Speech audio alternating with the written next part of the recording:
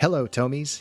I'm Rhett, the Dungeon Master for Stack of Dice, and I hope you're enjoying the Tomes of the Chaos Bard podcast as much as I am. If you're all caught up on episodes and looking for more family-friendly adventure, check out the Stack of Dice podcast. Our 5th edition D&D game is set in Vardalon, a world where long-lost magic is slowly returning. When evil threatens, unlikely heroes set out to save the world and find friendship, danger, and a whole lot of laughter along the way. We share an epic story and world-building tips to help you start your own game, so join our table today. You can find Stack of Dice on all major podcast platforms, and our social media links are in the show notes. And now, on with the show.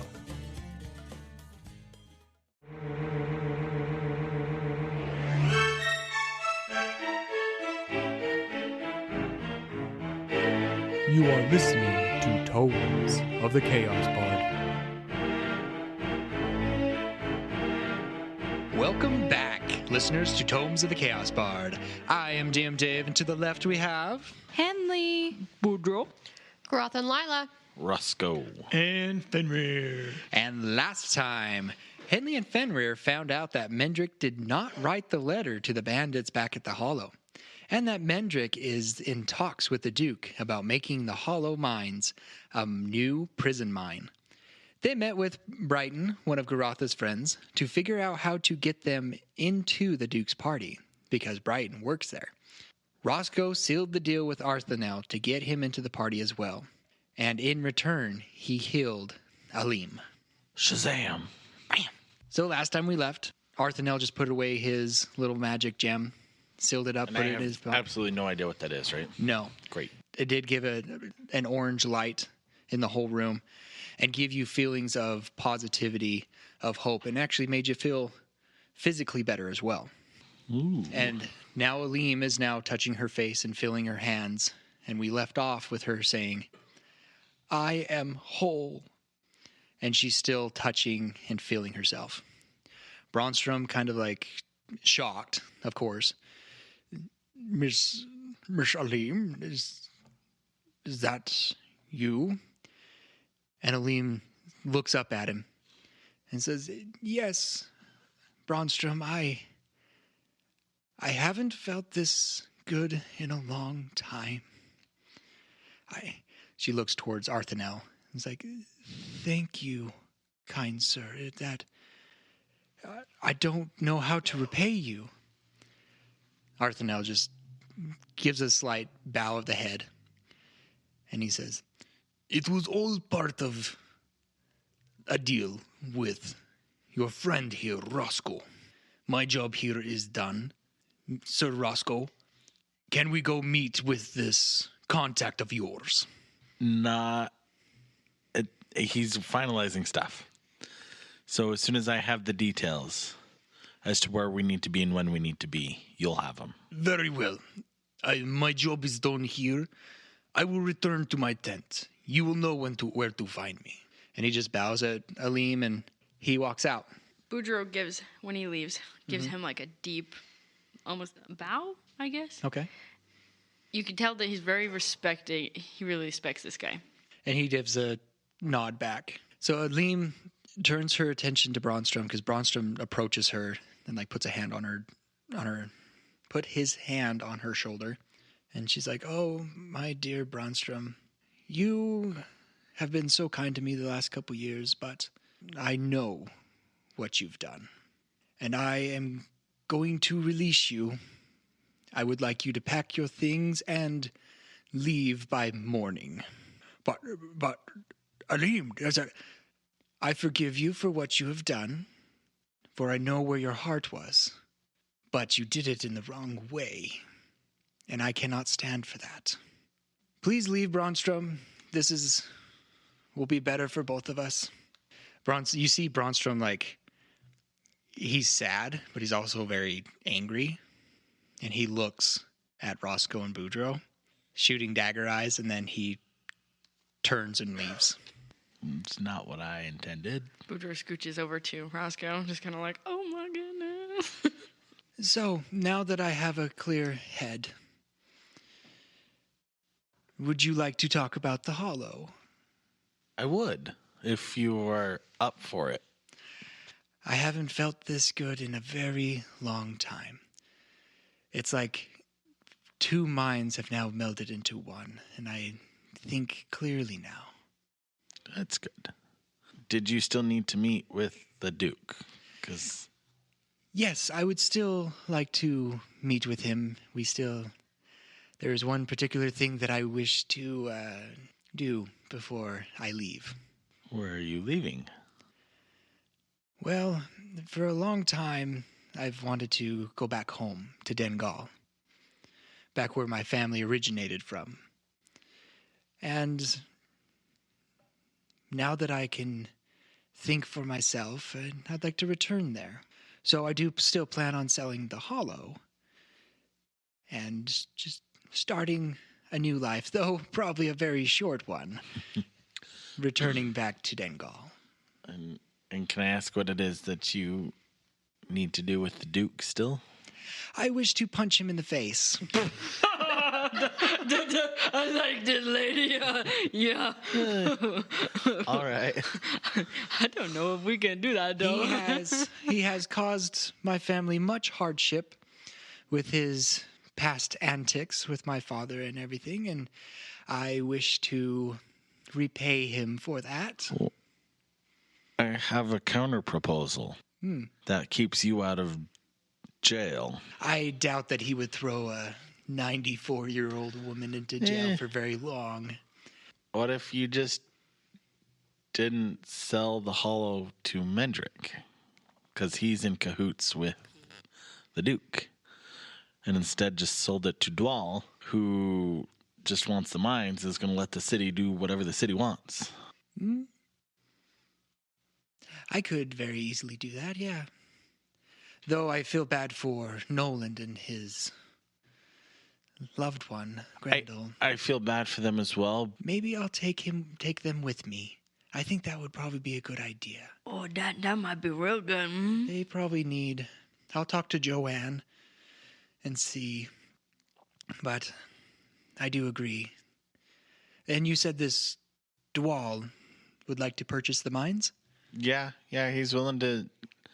I mean, granted, we're just kind of the middleman here, and ultimately it's got to be up to you and, some conference with the folks back there at the Hollow, but he's willing to match what Mendrick was offering, as well as making things a little easier for them there financially, so...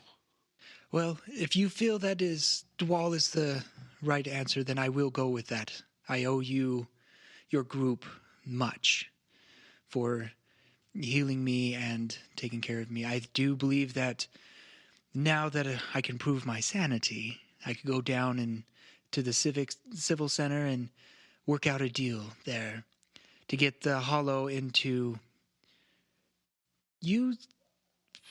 I have a memory of Colin, is there, correct? Correct. I do trust that young man. It's been a long time since I've seen him, but I know the Hollow is dear to him. So I believe that I will leave the Hollow to him. I don't think that would be a bad idea.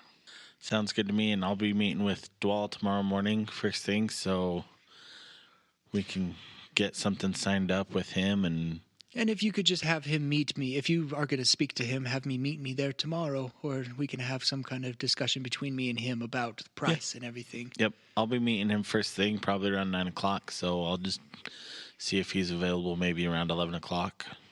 I think we can make that work. Have some tea. Though I do wish I could go to the party, but you're probably right. It probably wouldn't be...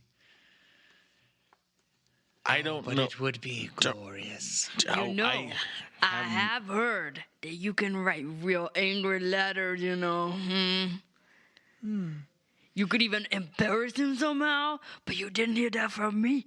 And, post, a funny painting of him or something. I don't know, but you could do something. I like your thinking, dwarf. Yeah. I like that. Maybe I can whip up something and post it on the... Does he have a statue? He does not, no. Oh, damn.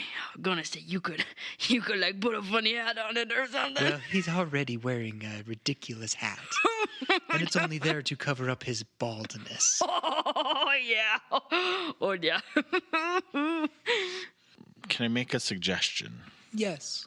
I know you've forgiven him, and I know his path was not probably the best actions to take, but given the circumstances and everything involved, you're about to make a lot of money off of this and then potentially take his son away.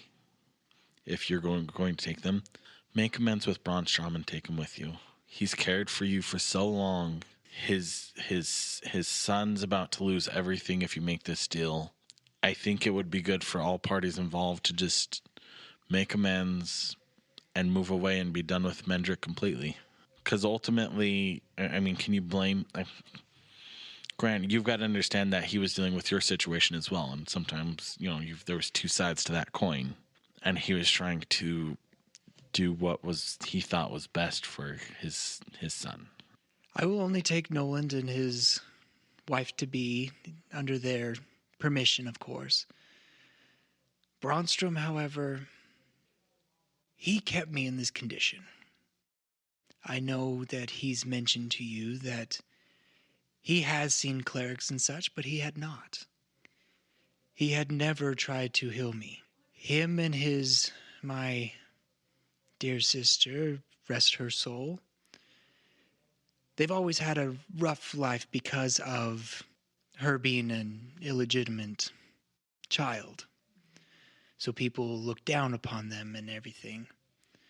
I may have not treated them the best either because of the situation, because of the name that they ruined. Our name that was once held nobility. But when I got struck with the sickness, they never helped. They took advantage.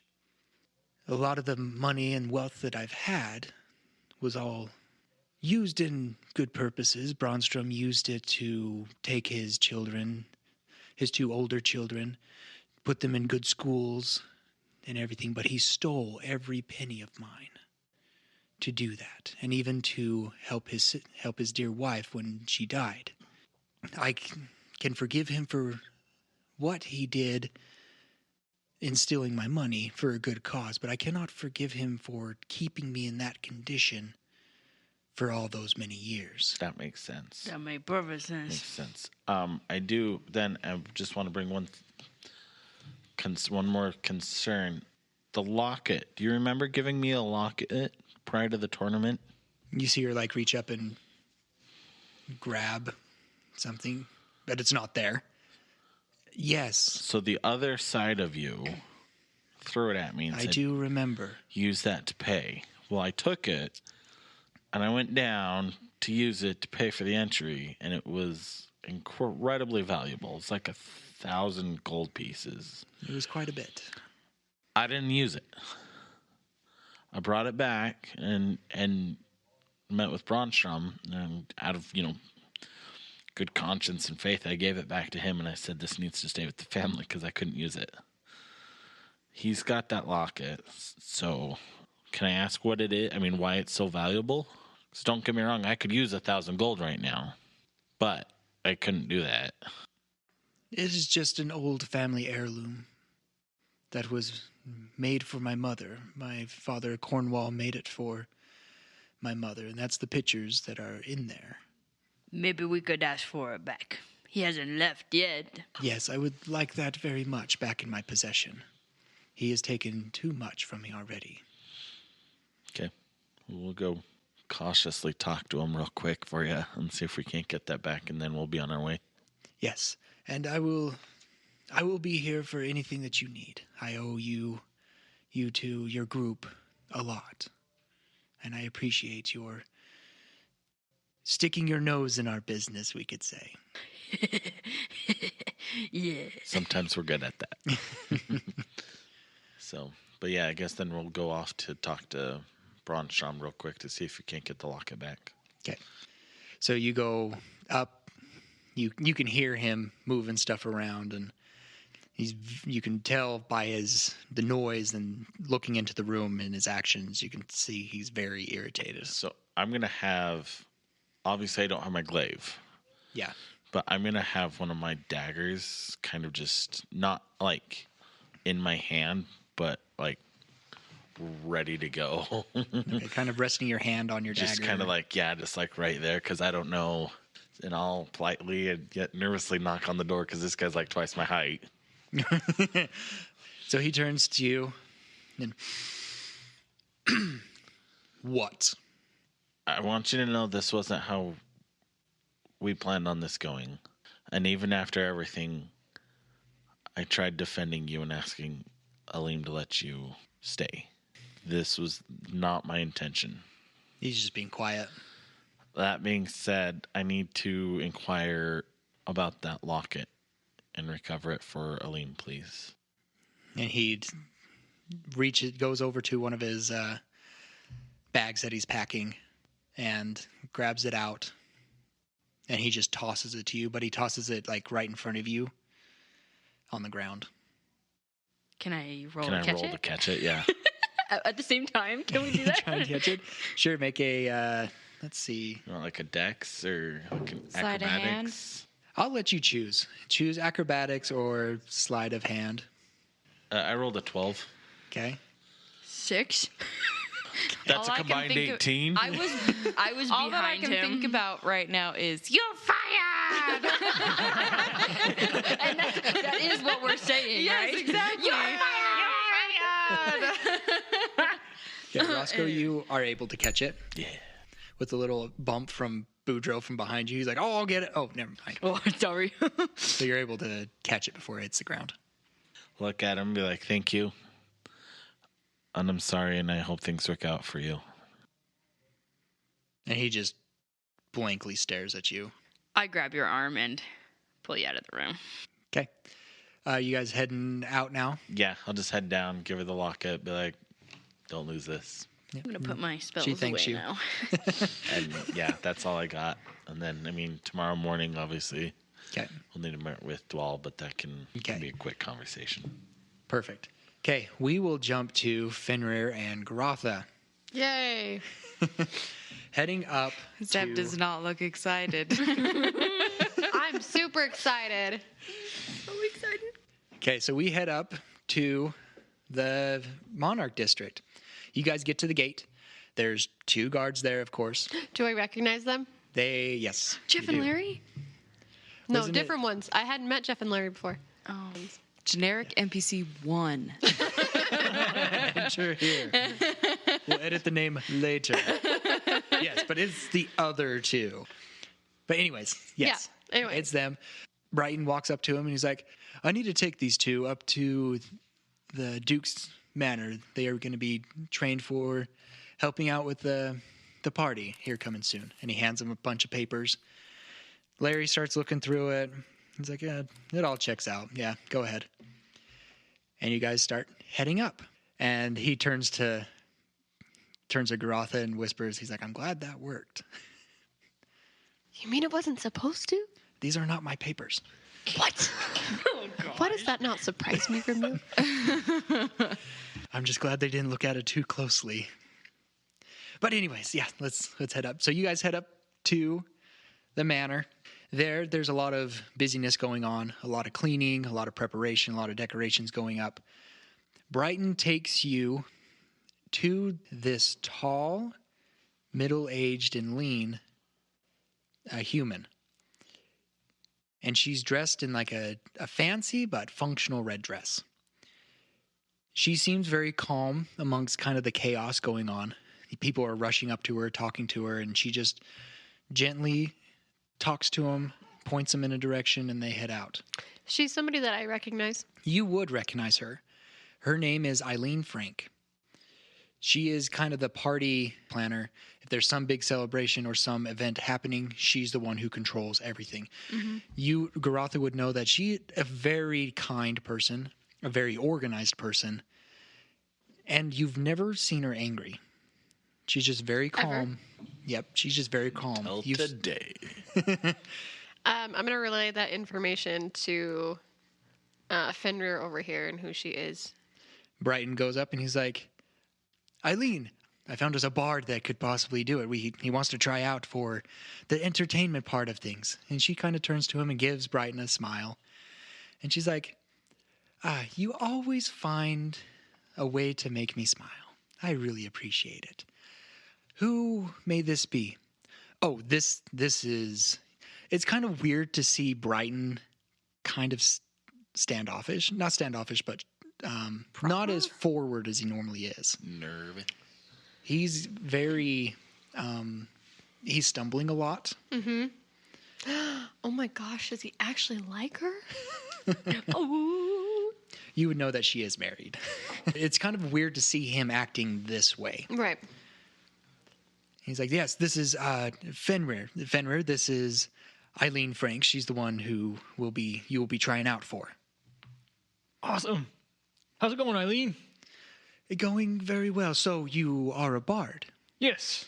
What education do you have? Did you graduate or are you self-taught?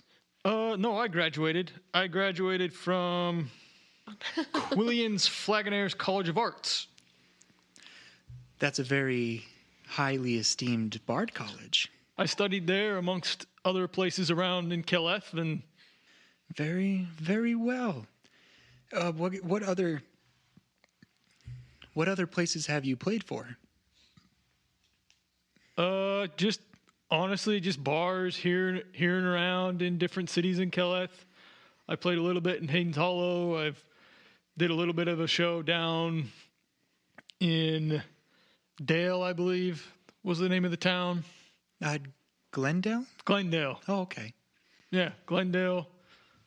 After I graduated, I kind of was just more or less bouncing from town to town, just studying more about different stories to tell. And here I am with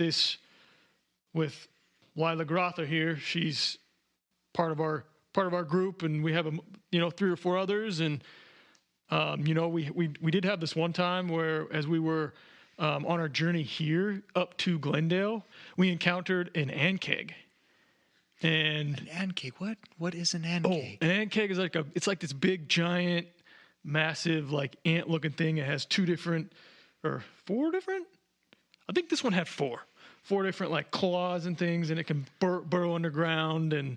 And we ended up going down into its lair. Oh, and as we were down in there, we were able to defeat it, and we were able to defeat it and save our party member who was the reason why she left our party, though. She wanted to help save us because we were in this big peril. We got captured by a bounty hunter, and so she went off to try to save us, and we ended up saving her. And it was awesome. But anyway, the ankeg was, they were like right up in our face. And Lila Grotha can say this. Fenny, you're excited and you're nervous, but save it for later. Oh, sorry. I'm sorry, ma'am. He gets overly excited while telling stories. I can tell most bards get on a roll and they just don't want to stop. I've met with many of his kind. It is true with him as well. It's nice to see you again. Have we met? Briefly, previously. I'm Hannah's daughter. Another one of his daughters. Same one. Just, I look a little bit different now. I had an accident happen a while ago, and now I'm different. And your name? Grotha. Grotha. The name sounds familiar, yes. I was Lots of questions with you. Taller before. Yes, well, I guess we'll leave that there.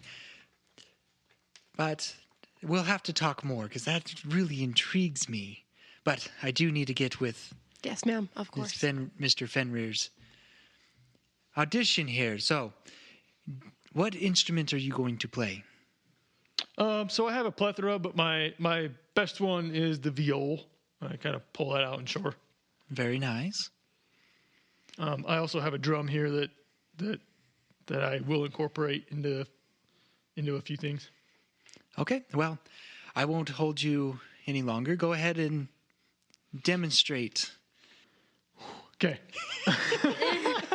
So Fenrir goes over. He's starting to get everything put together, and he is there like a stage or anywhere that he can go up on top of, or is it just in front of her right there? There is, so in this room, you're seeing a grate big room. It has kind of levels to it. There is really, and so like the very bottom floor is kind of like the stage floor, and everybody else's seating goes up. Think like a football stadium where all the seats rise up. Most entertainment stadiums, they go up, and they'll all be focusing on you on the ground, on the main level. Okay, so I go down to that ground main level in like the center of the stadium. Okay. And I pull out my viol and I tell her, you know, this is just a kind of compilation of a few different songs that I've put together. It's just a synopsis of 4 different songs, and you can kind of just to demonstrate my skills. Okay. And he goes, welcome to the land of Keleth. Am I gonna fit in? Jumped on the horse, here I am for the first time. Look to my right and I see the Tri-Groven sign. This is all so crazy. They can say I've lost my mind. I don't care, so call me crazy. We can play in this world that we design. I know everybody in this party has a role in this party, so maybe I can roll with mine. I can lead with pride. I can make us strong. I'll be bona fide as I play along, but the voice inside sings a different song. What is wrong with me? Look out, 'cause here I come, and I'm marching on to the beat I drum. I'm not scared to be seen. I make no apologies. This is me. Yes!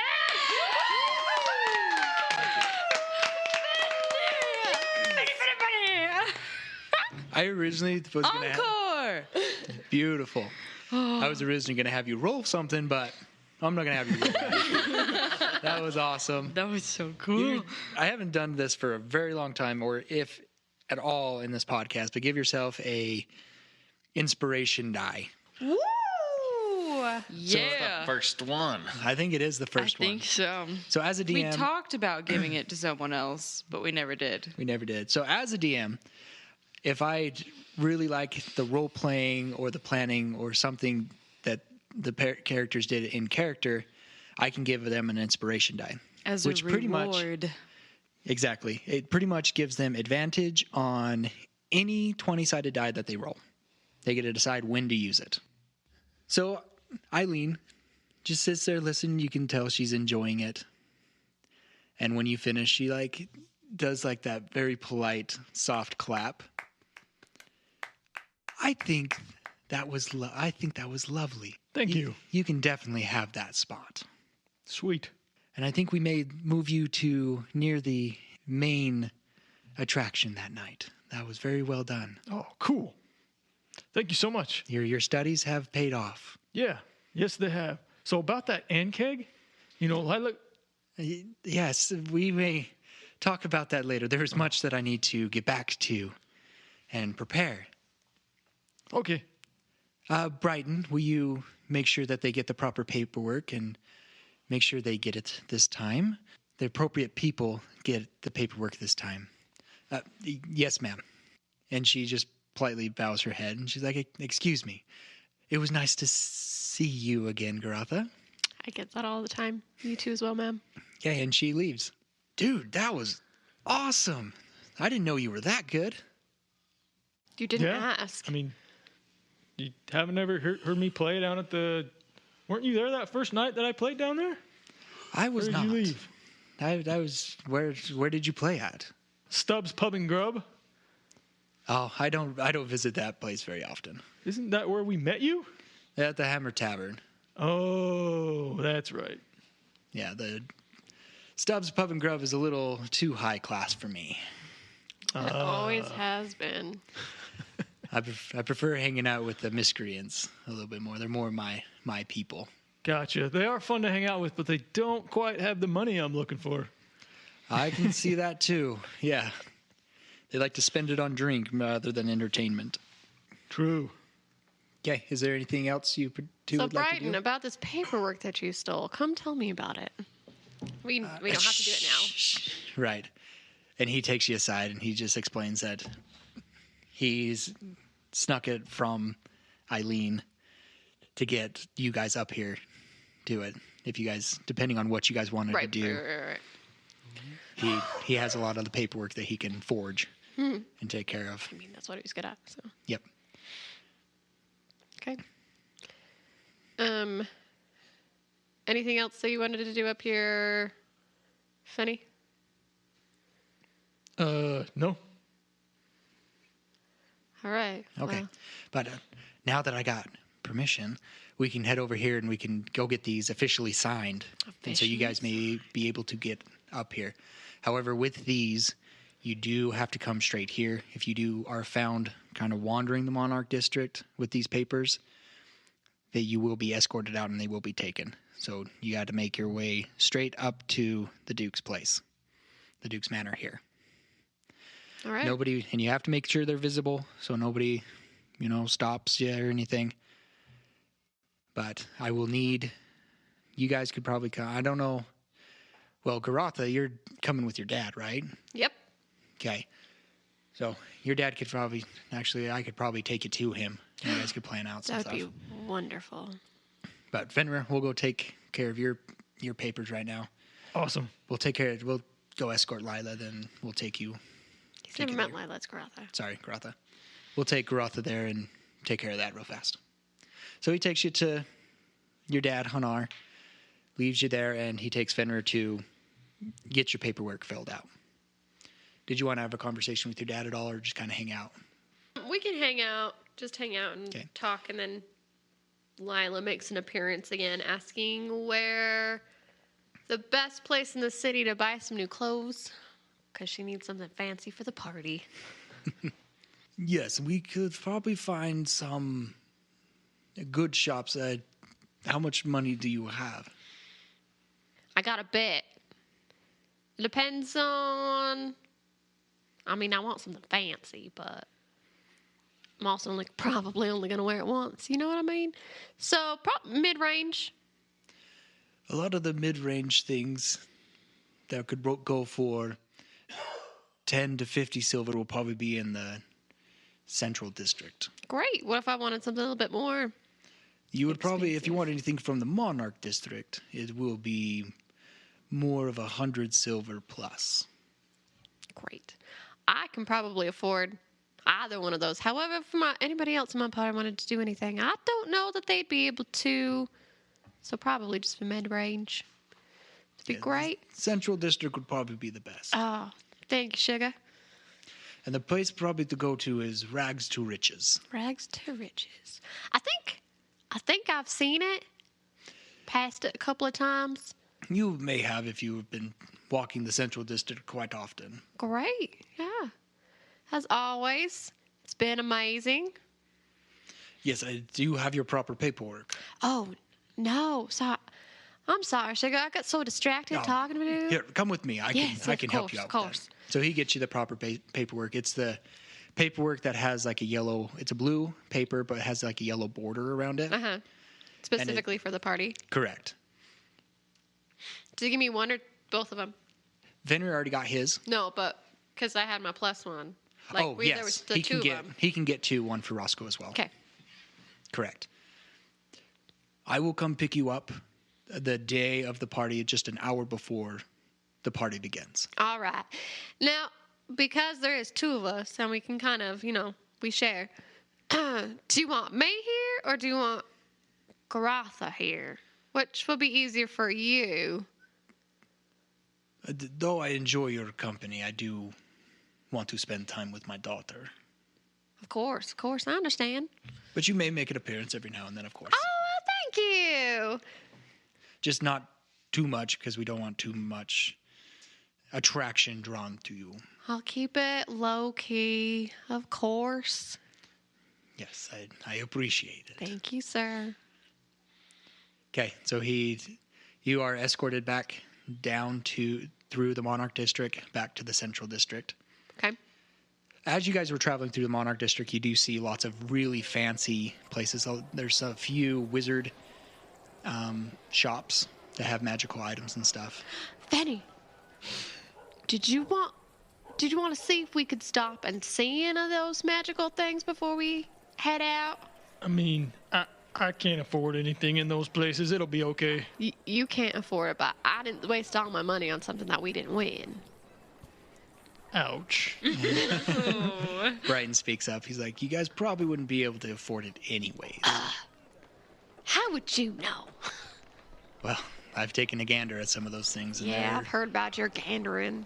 Hey, man's got needs.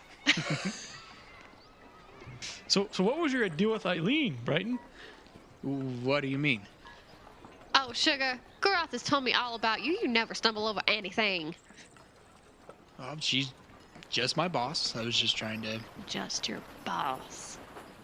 It makes you more nervous than I've seen anybody since I saw Flabber the fish sitting on the side of the road there and had to toss him back in the river. You never know what that thing will do. He's kind of crazy. Anyway, I've seen anybody more nervous than a fish out of water. That was just... This job's important to me, and I don't want to screw it up by embarrassing myself in front of her. Oh, well, it's probably a good thing that Garoth was there, not me then. I'd embarrass the crap out of you. Oh, thank goodness. I see who you like Garoth, the one you're like... And so he takes you down and escorts you, and he's going to continue walking with you guys down through the Central District. Okay. He's going to hang out. Okay. And we're just going to kind of chat. Okay. Go look at that store you wanted to go look at, Rags to Riches. Yeah. We'll jump to Henley real fast. Henley, you're still with Mara, discussing a few things. Mara explains to you what your job's going to be. I'm going to have you be a guard that stands by the kitchens. You'll be there with a tiefling named Rashik. He'll kind of help you stand guard there and just keep an eye out on any kind of troublemakers. If somebody starts getting rowdy or something, you kind of just calm them down and just make sure nobody's entering the kitchen that shouldn't be entering or exiting. You'll be up there kind of early, probably in the morning of the party, to get familiar with who is supposed to be there and who is not supposed to be there. Any questions? Will I be at the party or just by the kitchens? The kitchens are close to the main party, the main large room that they have their little celebration in. So you'll be able to see things, but your main job is just to make sure no one tampers with the food? Nobody tampers with the food, and nobody tries to enter or exit those places. And do I keep my weapons? You will be allowed to keep your weapons, yes. But of course, never draw them unless they're needed. Mm-hmm. We don't want to cause a ruckus. Absolutely. And I plan on putting my ranger uniform back on. Is that appropriate? That would be very appropriate. I think people seeing somebody in uniform, they get that little respect, especially a ranger, would get a lot of respect. So if anything does happen, they'll probably listen more than maybe one of us. Right. One other question, completely different from what we've been discussing. My brother is a fine woods craftsman, but is looking to study under a master. Do you know anyone or someone part of the Fire Giant Forge that is looking for an apprentice or is willing to take on an apprentice? We are always looking for new hands. We are somewhat of a new presence up here. Yeah, I could definitely talk to Gundrick just across the street at the Fire Giant Forge and see if he needs any help. It would be nice. My brother came here to study and hasn't been able to find anyone yet, so that would be great. Yeah, just send him over there. I'll give Gundrick a heads up that I'm calling in a favor for him, and he could probably figure something out. Have him bring some kind of something that he's been working on or finished. That would probably definitely help. I'm sure Gundrick's going to run him through a couple trials to see how good he is, and it's not just work he stole. Can we see him now? Because he made my bow, and I kind of set it there. Like, not out of my hands, but, like, presenting it to her. And Mara, like, reaches out, giving you a look of, like, can I grab it? And she then sets it on her hands. And she, like, pulls the string back. You can tell that she's familiar with shooting a bow, just her technique and everything, running her hand along the wood. And she's like, this is very fine work. He made this. Yes. Well, I'm sure if you present this to Gundrick, he'd probably be very interested. He's got a lot of metal workers, but not a lot of woodworkers there. He wants to be a bowman, to make bows specifically, but I'm sure he wants to do other things. My brother. His name is Rowan. Rowan. Okay, yeah, we could head over there right now and we could take care of some things. Yes, please. And she just give me 1 second. She goes out the back. You hear her call for somebody named Drusilla to watch the front office for a little bit. Then she's going to go, Drusilla! You hear some like back comments of like, I don't have time for that. I got to get going. She's like, it'll be 5 minutes. Just relax, Drusilla. And you head out. Okay. You go to Gundrick, you present it to him. Whoa, this is very nice. And how old is this boy? 14. He's very young, with talent. Well, if you bring him here, I do want to run him through a few tests to see if he can handle the pressure of being part of my crew. Absolutely. I will send him on. Good. I'll see him bright and early in the morning. I'll make sure he knows. He'll be here. He better. He'll be here. Okay. He better, exactly. Okay, you finish up things with Mara and Gundrick, and She'd probably head to Choirs and Atramentum to see if her brother's there. That's the pencil shop. the pencil shop. The bookshop. So you get there. It seems like you walk in, and it seems pretty quiet, but you do hear some noises coming from the back.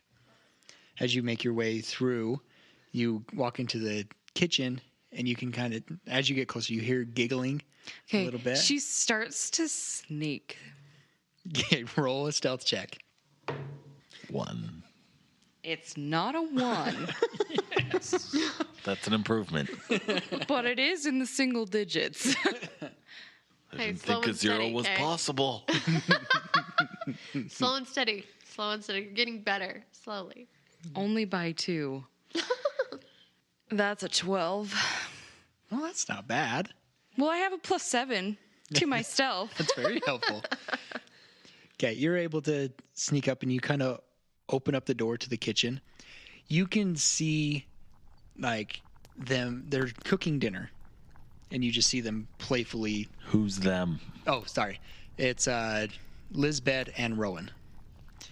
You can see them, just teasing and playing with each other as they're cutting up potatoes and getting dinner ready. Do I overhear anything? They're just talking about their day and kind of just about their lives, getting to know each other. You overhear them getting to know each other and flirting with each other. That's what you hear. Very heavy flirting, Okay. for sure. I sneak back out and then stand up and then walk through the door. Like, I knock on the door frame. Okay. You do hear shuffling like their jump, and you walk through. They jump apart away from each other. Nothing to see here. Rowan?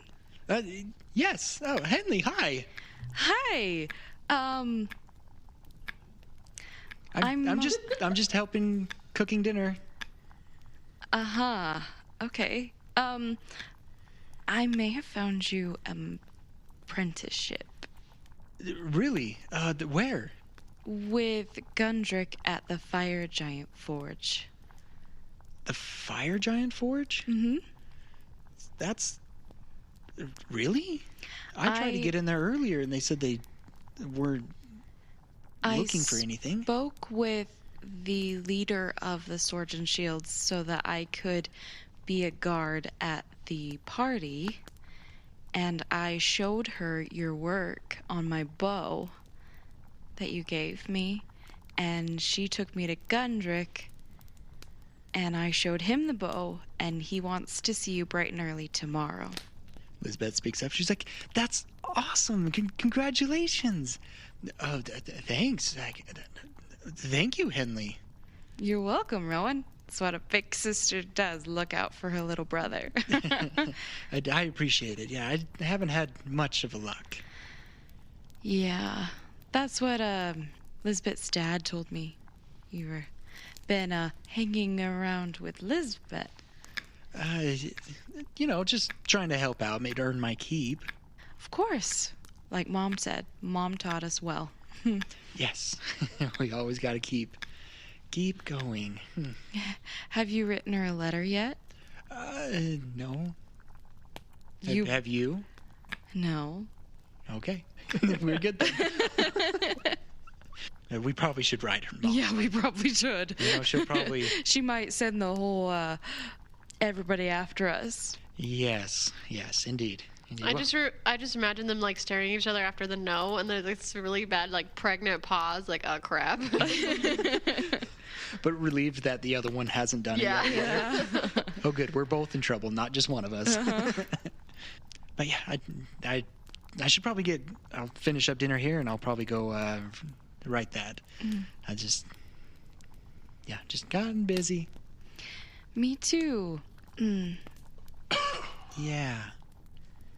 Anyways, I'm gonna get back to cooking. Okay. Did you want to talk about anything else? He looks at Lisbeth and he's like, "Do you want to talk about anything else?" No. But I hope you get this job. Yeah. Oh, I didn't ask how the tournament went. It was bad. Really bad. Oh. But we didn't make it in. Oh, I'm sorry. Lisbeth, give me a minute. Lisbeth kind of just shakes her head, and you guys walk out into the other room. He's like, "Do you want to talk about it? You seem kind of shaken by that." I just did really bad. I don't like crowds. At least not anymore. Yeah, I was kind of surprised that you joined the tournament. Well, it was for a good cause. But hopefully we have that all worked out now, though. Yeah. Oh, good. Good. I'm glad. I'm glad things are working out. Things are kind of working out good for me too. I only wish you the best. I hope you can become truly a master bowsmith. She looked just pretty awkward. This is both of you are kind of you both get a sense that there is something to talk about, but nobody's willing to initiate the talk. Yeah. Yeah, I hope so too. The crafting bows just gets me closer to Dad, you know? Mm-hmm. That's how I feel when I'm out hunting or tracking and being with other rangers. Feel closer to him. Yeah, I know. There was one time that I was, when Dad died and you left to go back to Ranger School. I didn't understand why at first. I was actually very angry at you. Yeah. But Mom told me something that it actually got me back into carpentry, because when Dad was alive, he was trying to teach me how to do try to craft bows and stuff, and I was like, yeah, if I ever need something, Dad's always there. Yeah. If I didn't remember how to do something with the bow, that Dad was there to always He help was out always there when we needed him. Yeah, but then when he died, that knowledge is gone. I didn't have anything, and then you left, and we all know that you were his favorite. I was not. Shots fired. I wasn't. I don't mean that in a bad way, but you were. But anyways. Thanks, Rowan. Anyways, sorry. There's a lot of. It's not easy carrying his mantle. No, and Mom explained to me that, because I did vent my frustrations of how you just up and left me to take care of the family. But she explained to me that you're a lot like Dad, where you got to go have time to think about things, to go busy yourself, to come to terms with things. And that motivated me to pick up carpentry, to pick up where Dad left off. He did leave a lot of notes. Henley looks like on the brink of tears right now. Holding him back, though. Trying to be big and brave. Yeah, it was hard to leave Mom all by herself with the 2 boys, but I think it was, much like you, it was time to go and be close to Dad. Carpentry is about your age when I left. It's one way to keep him close is to make these bows. I just sometimes, as I curve out the bow and, sand it down, sometimes I feel his hands, just curve. And sometimes I hear his voice just saying, no, not too fast, Henley's tears on her face now. Yeah. I just wish, I'd have spent more time with him instead of always fighting with him and arguing with him to not work. Henley just goes over to her brother, doesn't say anything, and just hugs him close. It's like, I feel him with me too. And you guys just hug and have a moment. And then the door opens. And Roscoe and Boudreaux walk in. I'm in the middle of saying something to Boudreaux. Okay. What are you saying? Henley's wiping away tears too. I'm looking at Boudreaux and I'm like, it's not that I don't like potatoes. Okay, because I do. Potatoes are delicious. Mm-hmm. But I don't like being generalized with the potato. No, They see a halfling and they're like, potatoes. But potatoes, you got to be delicate with them. You got to know when to boil them. You got to know when to mash them. Yeah, no. You got to know when they belong in a stew. That makes perfect sense. And they've got to be seasoned properly. Yeah. So the occasional potato now and then isn't going to hurt me. I just don't like being asked every day that someone sees me, oh, you're a halfling. Tell me the secret of the potato. But that's not my life. But think about it. You are an expert, I am. But I'm not a farmer. I just eat them. Sorry, you're so passionate right now. In your voice, you're so gentle and just and today we will be, and it's sorry.